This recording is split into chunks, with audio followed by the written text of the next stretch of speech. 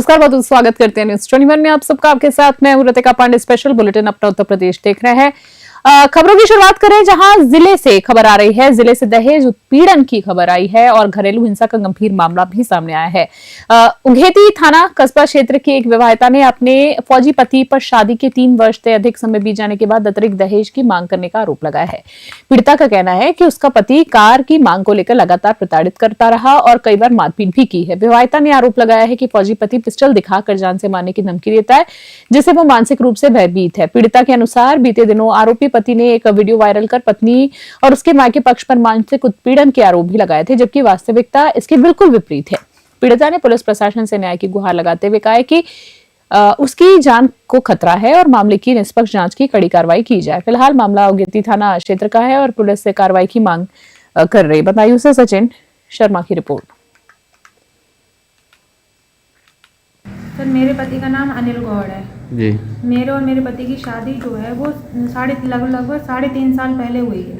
अच्छा। 4 मई 2022 को हुई थी। अच्छा। मेरे पति इस टाइम आर्मी में तैनात हैं और आर्मी में मेरा नाम रजिस्टर्ड भी है जी। ठीक है। दहेज की मांग मतलब 35 लाख रुपए खर्च करने के बाद भी मेरे पति को अभी गाड़ी भी चाहिए।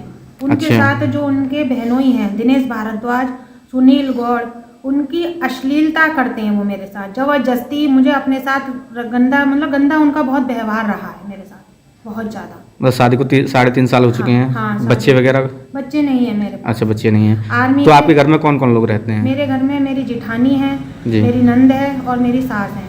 वो लोग भी उन्हीं के साथ कल की जैसे आपके पति तो मिलिट्री में है, तो वो तो बाहर रहते होंगे। तो आपको कौन प्रताड़ित करता है? मेरी दोनों नंदे, गीता शर्मा और कीर्ति शर्मा। और इतना तो नंदों की शादी वगैरह नहीं हुई है? नहीं, नंदों की शादी हो गई है, वो विडो हैं, वो घर में ही रहती हैं। और मतलब अपने घर नहीं रहती हैं? नहीं, अपने घर नहीं, घर पे हमारे घर पे ही रहती हैं। कहाँ शादी हुई है उनकी, कौन सी जगह? उनकी पटुकी। और अगली खबर देख रहे हैं जहां जिले से एक दर्दनाक सड़क हादसे की खबर सामने आई है। जुगल थाना क्षेत्र के गोठानी इलाके में हुए सड़क दुर्घटना में ऑटो सवार एक युवक की मौत हो गई है।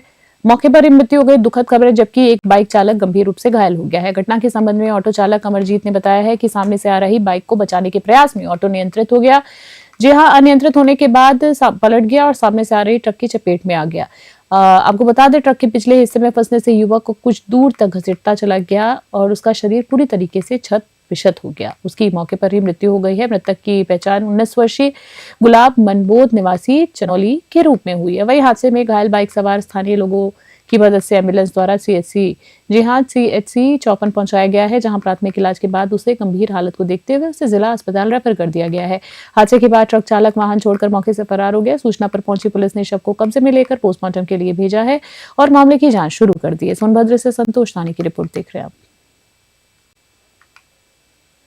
पश्चिमी उत्तर प्रदेश में जी आपको बता दें, जहां हाई कोर्ट बेंच की स्थापना की मांग को लेकर अधिवक्ताओं ने जोरदार पैदल मार्च निकाला है। ये मार्च महानगर के विभिन्न प्रमुख मार्गों से होते हुए निकाला गया है, जिसमें बड़ी संख्या में वकील शामिल हुए। अधिवक्ताओं के समर्थन में समाजवादी पार्टी और किसान संगठन ने खुलकर सहयोग किया है। मार्च के दौरान अधिवक्ताओं की मांग के समर्थन में शहर के मुख्य बाजार पूरी तरीके से बंद रहे हैं, जिससे सामान्य जनजीवन प्रभावित हुआ है। आपको बता दें, दुकानों के शटर गिरने के कारण सड़कों पर सन्नाटा पसरा रहा। हालांकि प्रदर्शन शांतिपूर्ण तरीके से संपन्न हुआ है। अधिवक्ताओं ने कहा है कि पश्चिमी उत्तर प्रदेश में बड़ी आबादी और मामलों की संख्या को देखते हुए हाईकोर्ट बेंच की सख्त जरूरत है, ताकि लोगों को सस्ता और सुलभ न्याय मिल सके। समाजवादी पार्टी और किसान संगठनों के नेताओं ने भी इस मांग को जायज बताया है। जी हां, जायज बताया और शीघ्र निर्णय लेने की अपील भी की। मुरादाबाद से ब्यूरो रिपोर्ट।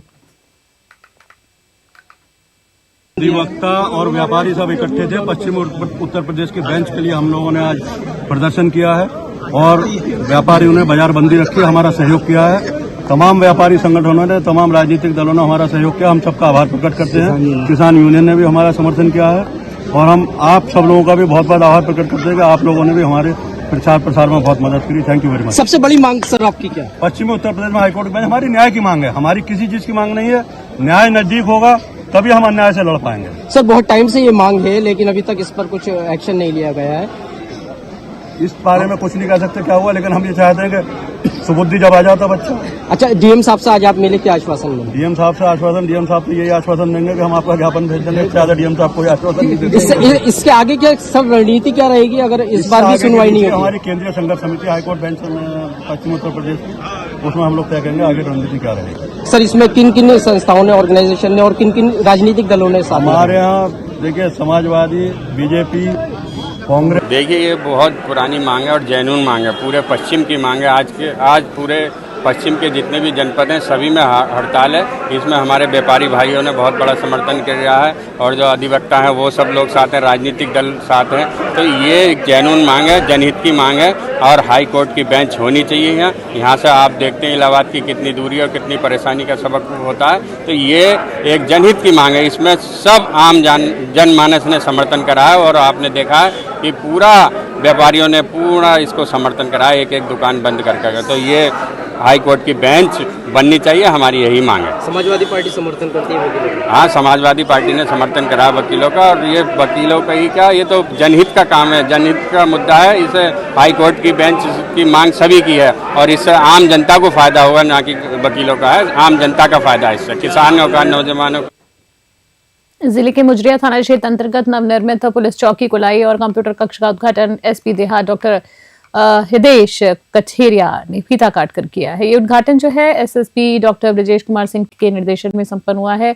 उद्घाटन कार्यक्रम के दौरान एसपी देहात ने कहा है कि नई पुलिस चौकी से क्षेत्र में कानून व्यवस्था और अधिक मजबूत होगी और आम जनता को पुलिस सेवाओं को आसानी से उपलब्धता की होगी। बता दें आपको, उन्होंने स्थानीय लोगों से पुलिस प्रशासन से सहयोग देने की अपील करते हुए कहा है कि अपराध नियंत्रण में जन सहयोग की अहम भूमिका होती है। वहीं एसपी देहात ने नवनिर्मित कंप्यूटर कक्ष का भी निरीक्षण किया और डिजिटल सुविधाओं को बेहतर उपयोग पर जोर दिया है।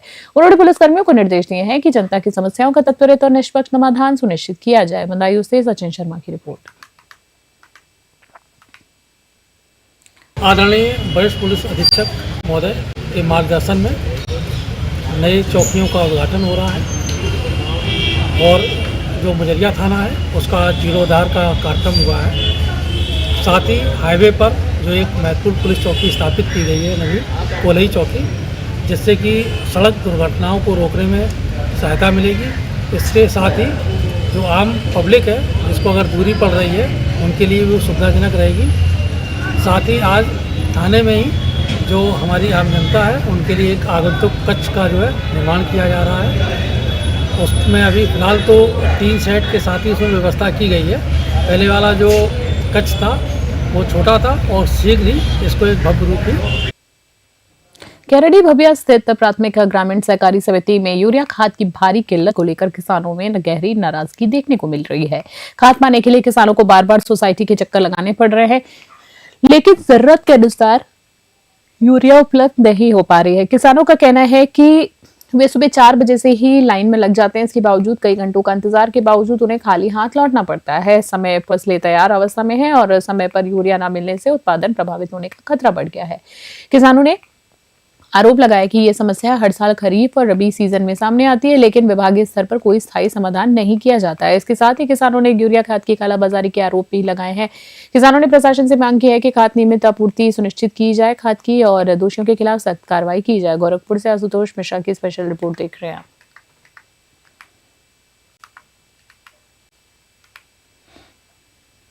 राट कोतवाली क्षेत्र में एक विवाहिता वर्षा ने हमने ससुराल पक्ष पर गंभीर आरोप लगाए हैं। उसने बताया है कि उसका पति विनय राजपूत 18 सितंबर 2025 से संदिग्ध परिस्थितियों में गायब है।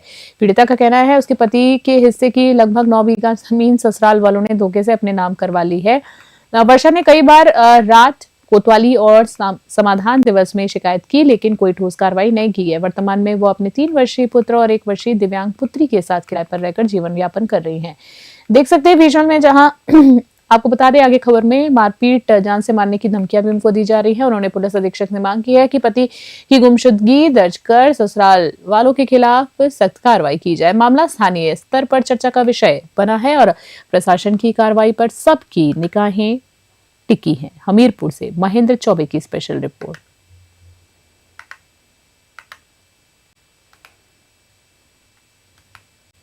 इंसाफ नहीं मिल रहा है।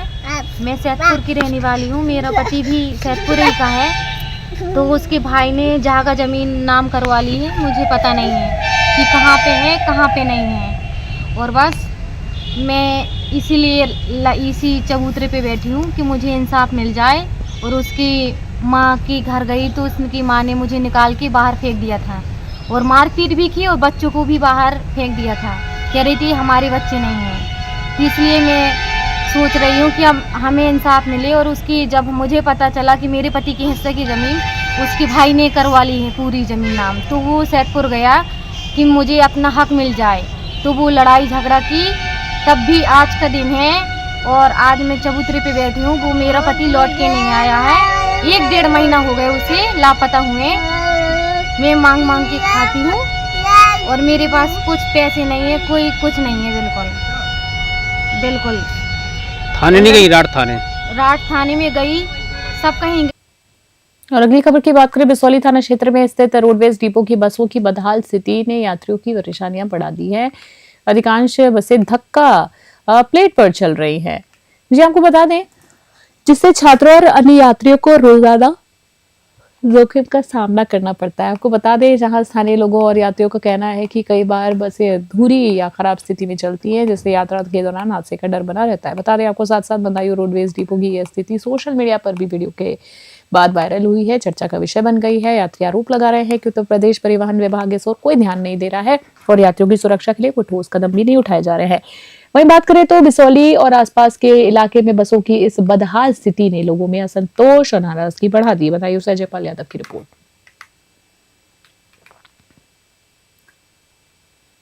पुलिस की बात करें, जी हाँ, प्रशासन पुलिस ने 24 घंटे के भीतर अवागढ़ थाना क्षेत्र के किशनपुर गांव में मंदिर की मूर्ति खंडित करने वाले आरोपी को गिरफ्तार कर लिया है।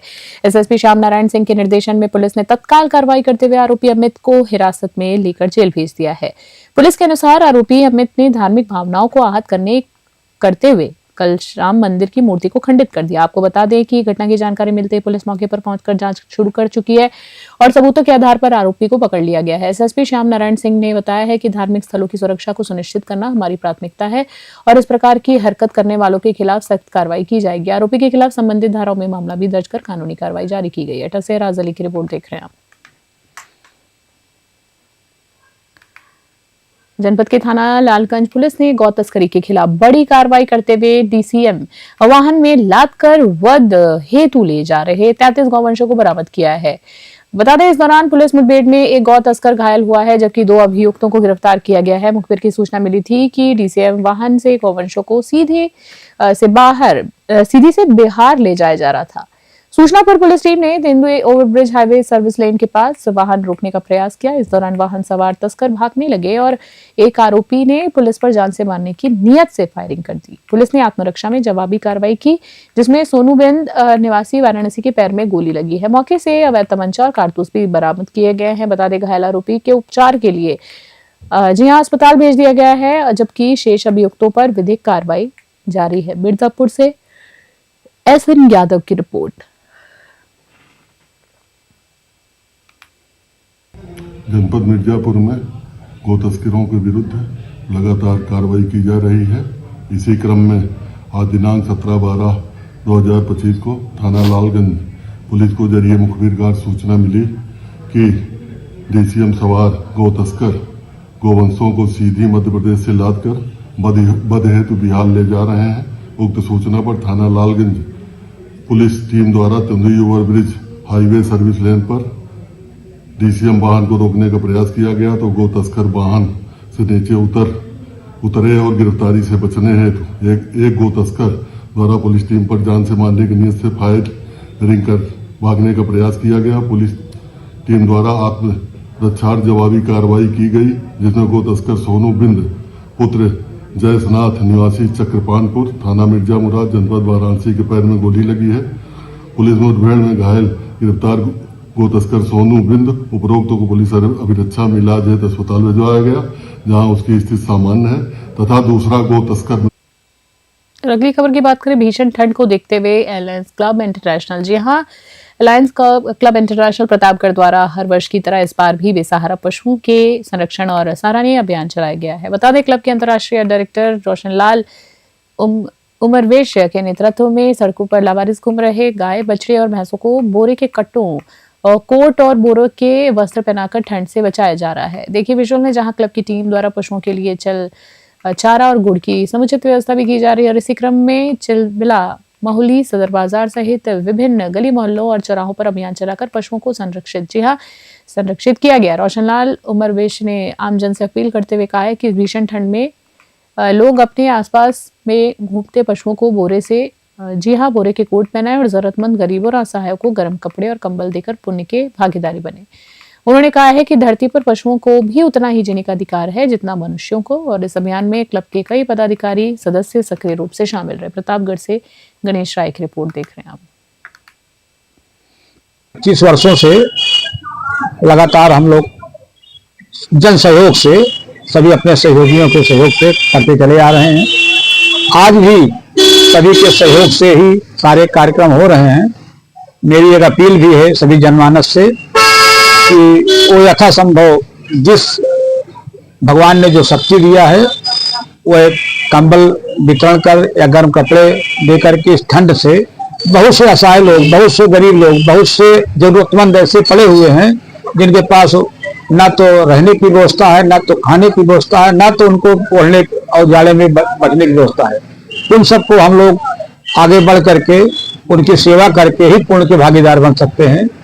उसी प्रकार जो भी मनुष्य तो अपने लिए सब कुछ कर सकता है, लेकिन बेजुबान जो जानवर हैं ये अपनी व्यथा भी नहीं बता पाते, इनकी व्यथा हम। खास बुलेटिन में तय बने रहे न्यूज़ 21। फिलहाल के लिए नमस्कार, जय हिंद।